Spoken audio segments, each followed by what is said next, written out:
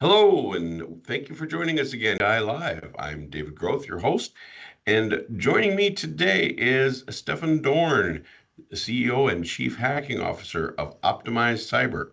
How are you doing today, Stefan?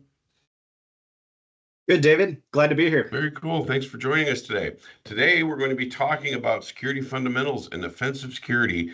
And Stefan is an expert, in his company, Optimized Cyber, definitely is well versed in that topic. For those of you who have never joined us before, we are live. So please, we're live on both YouTube and LinkedIn. So please feel free to chat us your questions, and we'll do our best to answer them live on air.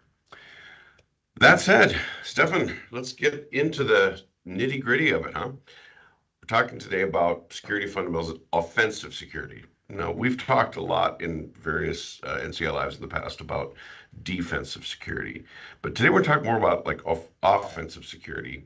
So why don't you tell me what you think, offensive security is and what that's all about?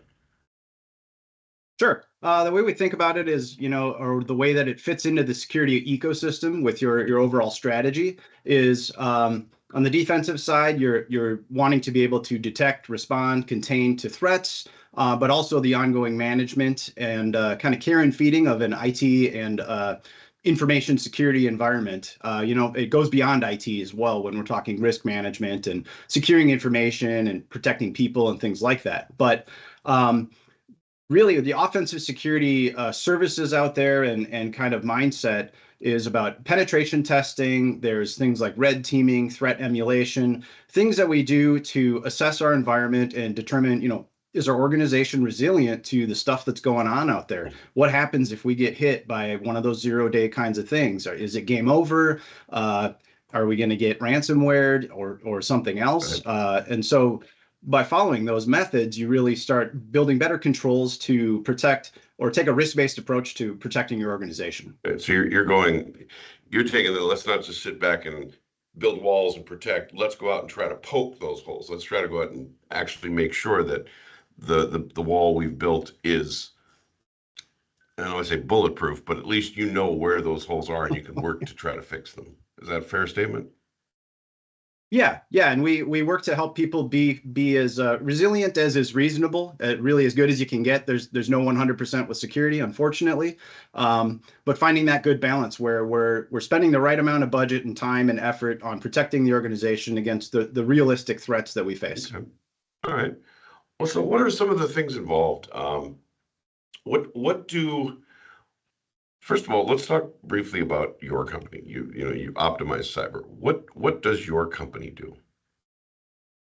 Sure. Well, we look at ourselves as a cyber risk management company. We're focused on coaching versus kind of an audit firm perspective or something of that nature. So we work with folks of all sorts of different industries and company sizes and complexities. We've got clients that are 2-person nonprofits, and we've got some that have 1,000 retail locations nationally. Our flagship kind of solution is the rapid security audit, which is a holistic risk assessment. And then we also offer offensive security services, the classic kind of flavors of pen testing and vulnerability scanning and management activities. Excellent. Very cool. Well, let's mention vulnerability. So what are the pieces of vulnerability management, vulnerability pen testing? What are the basics of this process? We've got a security posture, and we want to take an offensive stance. So how do we go about doing that? What are the first steps? Well, there's a few things that kind of everybody, no matter how much IT or technology you have in your organization, should be aware of and thinking about. Number one is you really can't manage from a security perspective. You can't manage what you can't measure, right? So that comes down to like fundamentals of asset management, basically having an accurate inventory of what you have that it needs protecting, and then being able to ensure that it is indeed protected and part of these programs you're building out to manage and maintain stuff. With vulnerability management, that's kind of one component, and the classic updates, patch management, the classic kind of IT infrastructure work there, the routine Patch Tuesday stuff. And then going beyond that, looking at, well, are we monitoring for vulnerabilities, not just patches missing, configuration issues that could lead to a weakness in security, and other types of threats that go beyond the patching. So that's really where vulnerability management is more of a holistic view into the organization and minimizing those threats and ultimately preventing the attackers, a sophisticated threat, from having a lot of capabilities if they get in. So I'm going to point something out, something I find is curious that a lot of people, I don't think, take involvement with, and that's asset management. It's a topic that when you get to a certain size in a company, then they start, well, how many computers do we have, servers, workstations, monitors, devices, whatever that is. But you get to a certain size, then it becomes a thing. They need to start tagging and, all of that. But as that applies to security, being able to know, we in the industry, we talk about device lifecycle management. So being able to talk about not only what assets you have, but what is its life cycle? Because when it reaches the end of its life cycle, manufacturers stop supporting it and stop developing those hardware or software. And I'm not talking Windows, Linux, Mac. I'm talking like the underlying hardware, the drivers and so forth, that if they have write a piece of software that's not correct for that hardware, it can cause all kinds of security vulnerabilities or potential security vulnerabilities. Is that what you find as well? Absolutely. Something along those lines? We see it all the time, and I also still practice what I preach, and I'm involved in our pen testing operations and managed our team that does that. Okay. And we see it all the time. Asset management ultimately is often driven by finance or the lifecycle management pieces, kind of trying to keep pace there. It often lags behind, and those older end of life systems do become a threat, and they become a vulnerability because they're not supported, and they don't stop looking for holes in those systems because they know they tend to stick around in organizations. So absolutely, that feeds into, and that's why asset management is this big, it's the core of a lot of a security program, because lifecycle management, strategic planning, vulnerability management, all that's the source of truth for all of those mechanisms to really protect an organization and manage risk. I find that interesting too, because people have asked me before, like, do I really need to replace my switches? They've been running, I'm just going to pick a brand, like we do a lot of Cisco. So I'm going to pick Cisco, for example. We've got Cisco switches that have been out there running for 10, maybe even 15 years. And do I need to replace them because they function just fine? And an enterprise person might say, oh, no, no, we refresh our switches every 3 to 5 years. And a small business person would say, well, I spent $5,000 on a switch. Why do I need to replace it every 3 to 5 years? An argument can be made fiscally for both, right?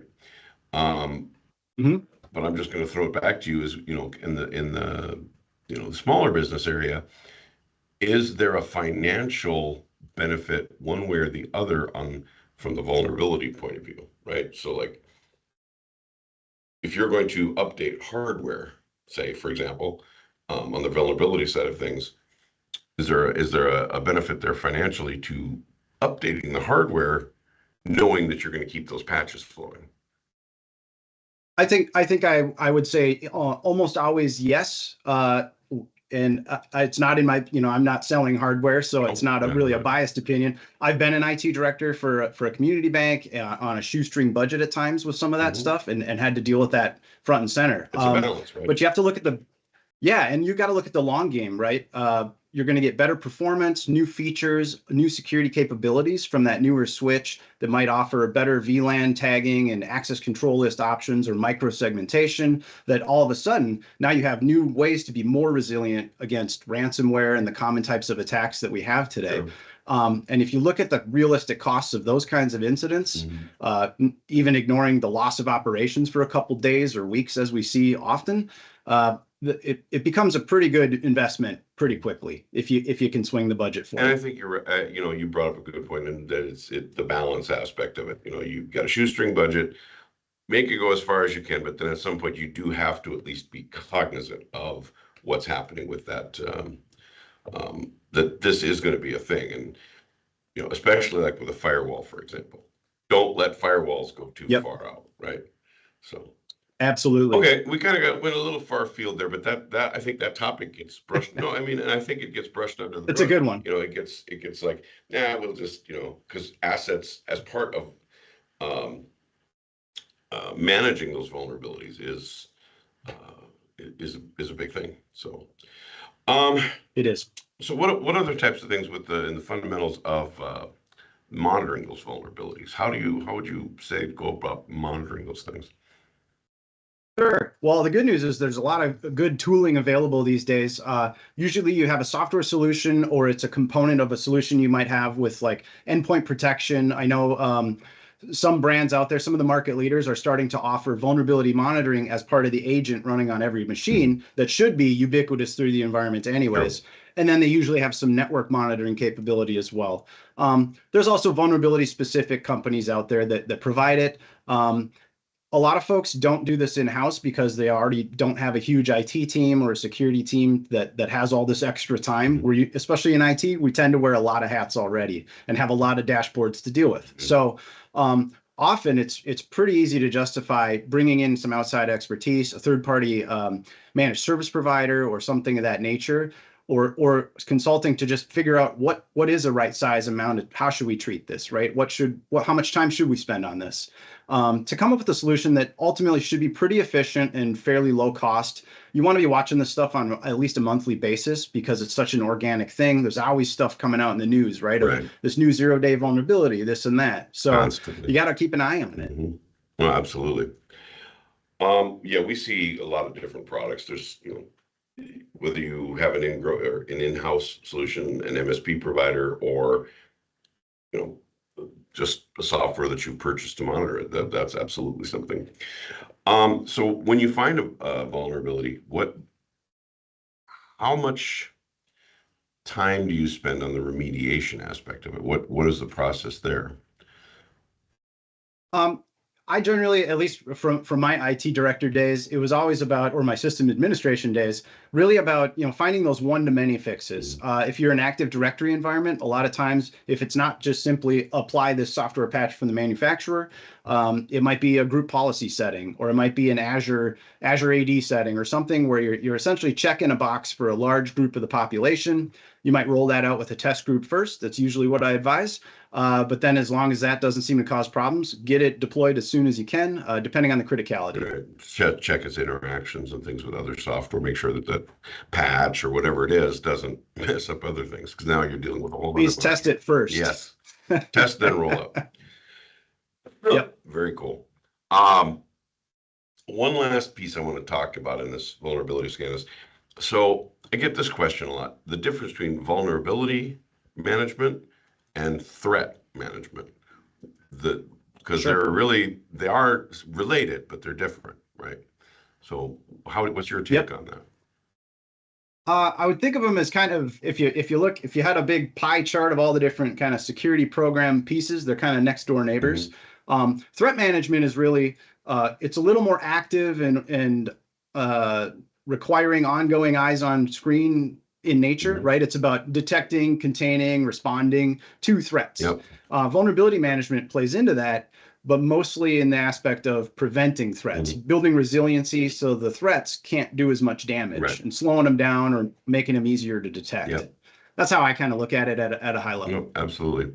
I looked at it as like the threats are what is the big universe of possible bad guys, right? And then the vulnerability is, well, what's the realistic possibility that we are exposed to that, right?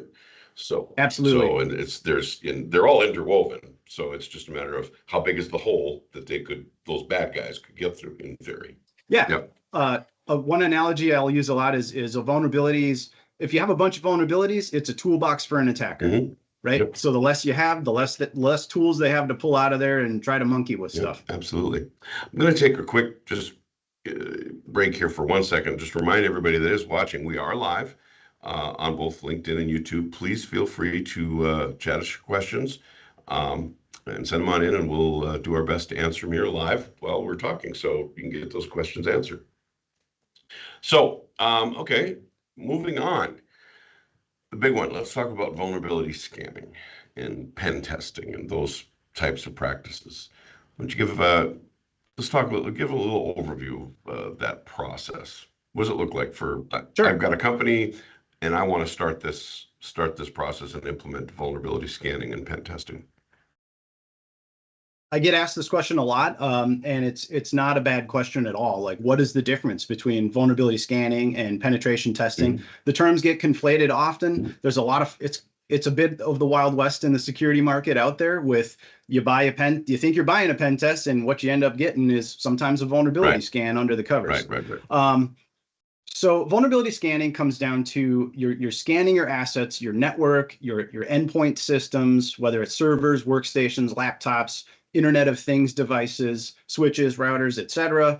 Or it might be applications, like web applications is generally what you talk about with web, application vulnerability scanning. It can be agent-based, or it might just be a piece of software on a server, and you scan your stuff from there. The result is a report of known bad stuff, right? These companies build these big databases of these problems that they can detect with their scan, and you get a recipe for here's the problems you need to fix, and ordered by criticality. That's vulnerability scanning. It should be authenticated is one thing to make sure you're getting value out of it. Is you want to do credentialed scannings. That allows the scanning tools to really talk to those systems fully and dig deep and understand their configuration, not just what's exposed on the surface on the network or something like that.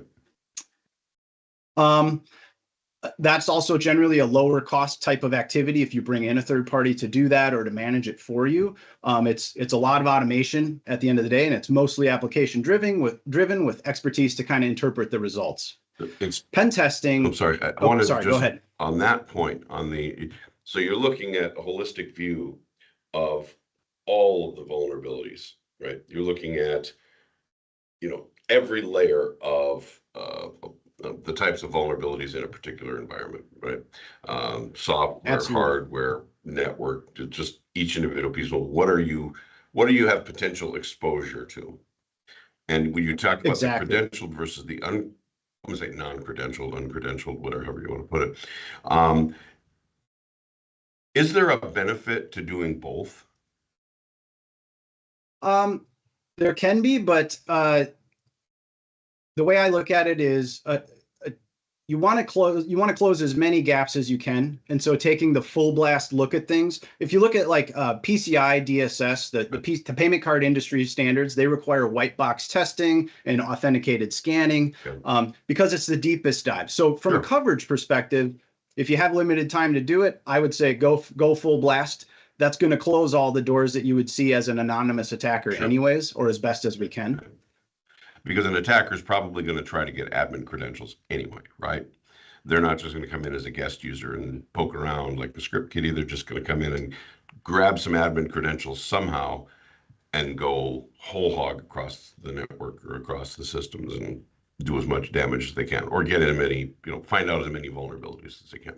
Right? Fair statement? Exactly. And ransomware these days, we see it. Sometimes they take kind of a shotgun blast approach with vulnerabilities, and it's whack-a-mole, or they're kind of just getting lucky with a vulnerability being there, and it lets it in because it's there, right? They're not scanning when they get in. They just try stuff. Yep. They just poke onesie twosies and just whatever hits. Yep. Very opportunistic. Yep. Very cool. Okay. Now you've made the differentiation vulnerability versus pen testing. Let's talk pen testing. How does that apply? And what is you've made the differentiation. Let's talk about how does that work? What is involved in a typical pen test? How people use them? Sure. So with pen testing, really the goal is to be an augment on top. You should already have the vulnerability management stuff in place from a scanning perspective. That's kind of the more mundane. We need to do it. Everybody kind of has to do it to some degree. And then on top of that, that's where you can really get benefit from penetration testing, where we're taking a manually focused approach modeled after attacker behaviors, but we're not looking at the same stuff that your vulnerability scanner is looking at 9 times out of 10. We're going to be looking through, dark web data dumps for credentials that we might try to do password spraying with, and other types of attacks that are a sequence of logical things to come to some kind of goal to get access. Or on the internal network, we might be rooting through your file shares looking for credentials and things like that, or analyzing your Active Directory that a scanning tool isn't going to be able to find. And so that's where you get the best of both worlds, and now you've shrunk that attacker toolbox even more. Gotcha. So are pen tests typically, are there levels of pen tests? And I guess where I'm getting at with this is, like, I've seen some that are just straight, here's some software tools. I'm going to run a standard credentialed list of, or not just a standard list of tools. Boom, you're done. Hey, you passed the pen test. There are some that are more interactive, like, okay, I started with the standard. Now I'm going to come up with some more ingenious, like where it's more tailored, right? So like if you have an attacker, you've got the low-level attackers, people are just shotgunning and see what hits, like throw it against the wall, see what sticks, right? Then you've got the next levels where you've got to have then a pen test that kind of matches that, right? Where you've got some people with people behind it that are going, okay, I'm going to try to poke some holes in and find out where I can get in and get the information. The third level, I think, is where you have things like social engineering type penetration, where you're calling up and, hey, it's Bill. I forgot my password. Can you tell it to me? Kind of things.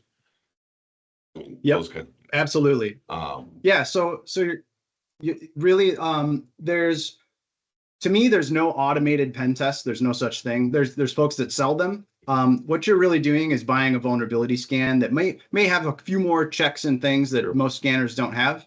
But you got to have a real world person behind the scenes kind of thinking through the process, profiling your organization, and taking a risk-based approach to what realistically is an attacker going to do first to try to get access or to compromise them. Right. And so to me, it's about, finding not everybody needs every type of pen test. I would say most people should think about like an external network pen test if they have assets facing the internet, and they're serving up services, or VPN. Internal network pen testing, we follow an assume breach methodology where we start from the perspective of you've been compromised. What can an attacker do from there in a realist, in a reasonable amount of time? And we find lots of stuff that helps people get resilient. Scanners can't find that stuff. Automation can't find that stuff. So you really want to make sure that your methodology with whoever's doing your pen testing is based on attacker behaviors that we see out in the wild, that they're fine tuning that on at least an annual basis to make sure they're keeping pace with the trends of attackers.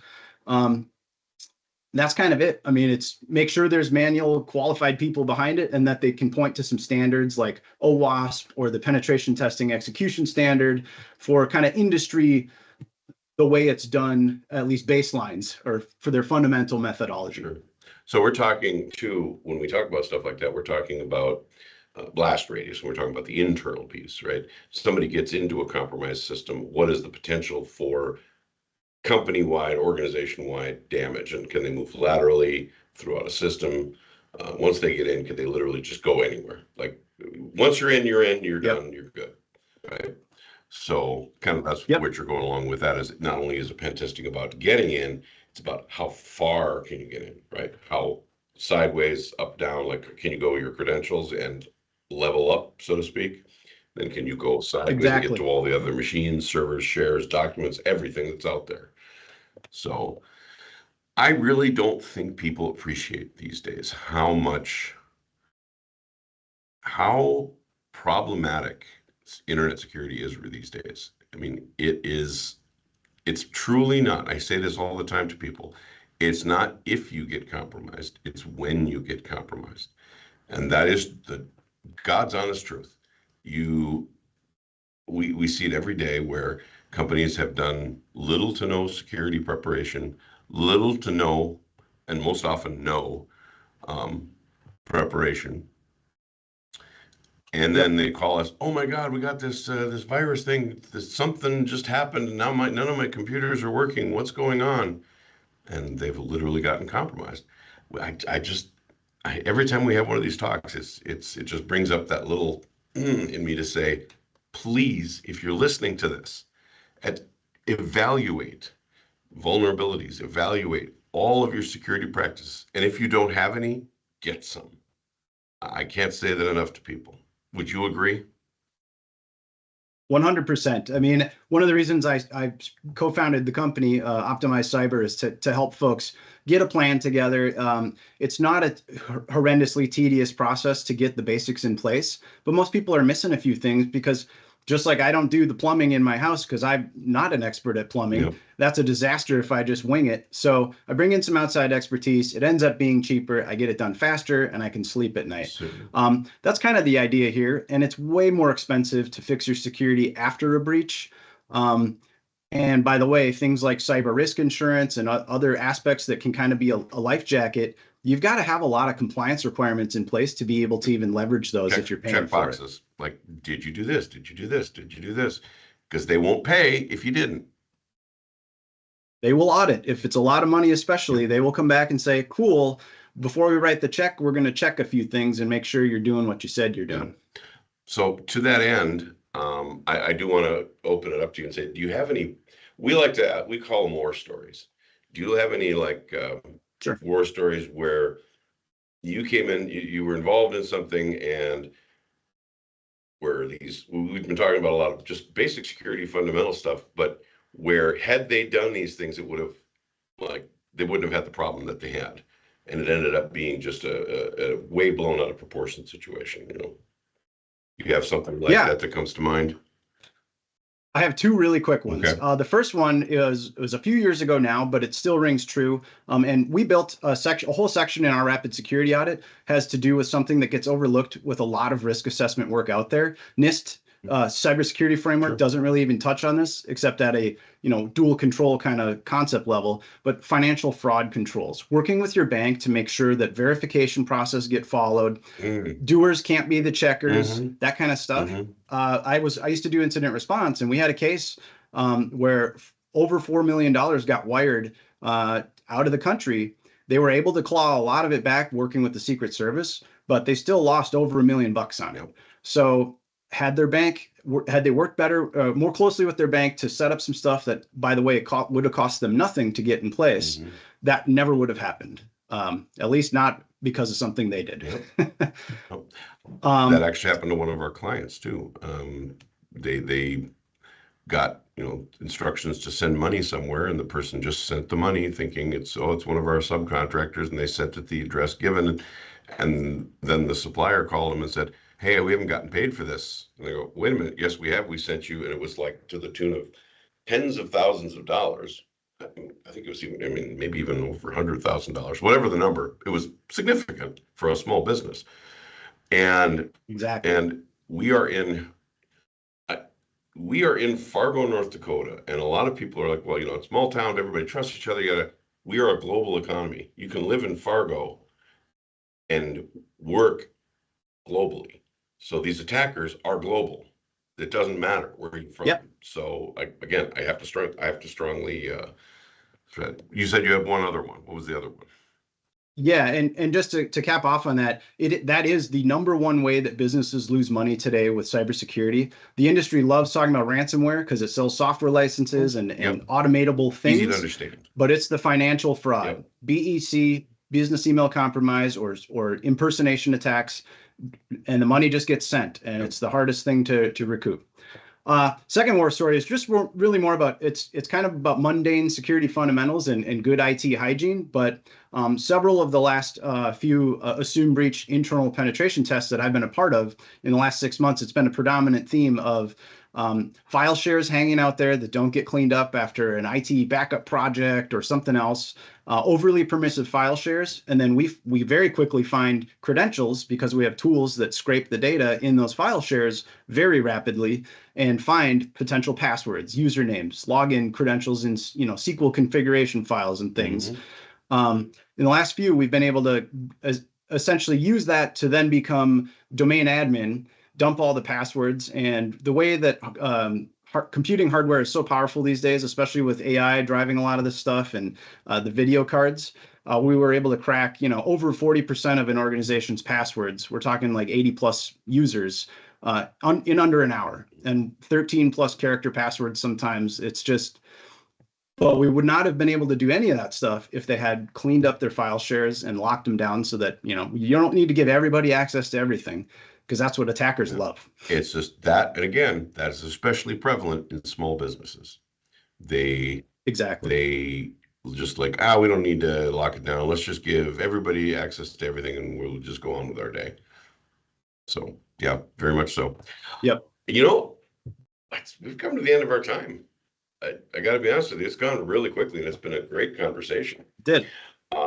So I'm going to just let everybody know, if those of you who wanted to get more information about this, you didn't ask any questions or didn't have a chance to, you can feel free to visit us on our website at www.netcenter.net, or you can email us at info@netcenter.net, or visit us on any of our social media channels, or come to our YouTube channel, where we go live every 2 weeks approximately. And please feel free, if you do go to the YouTube channel, hit subscribe and then the notification bell so you do get notified when we go live. That said, Stefan, thank you for showing up today. This has been a very awesome conversation. I love talking security, and I love being able to help people if we can at all. So I appreciate you showing up. So thanks again. And for those of you joining us, David. Thanks for joining us on NCI Live. Bye. Thanks, everybody.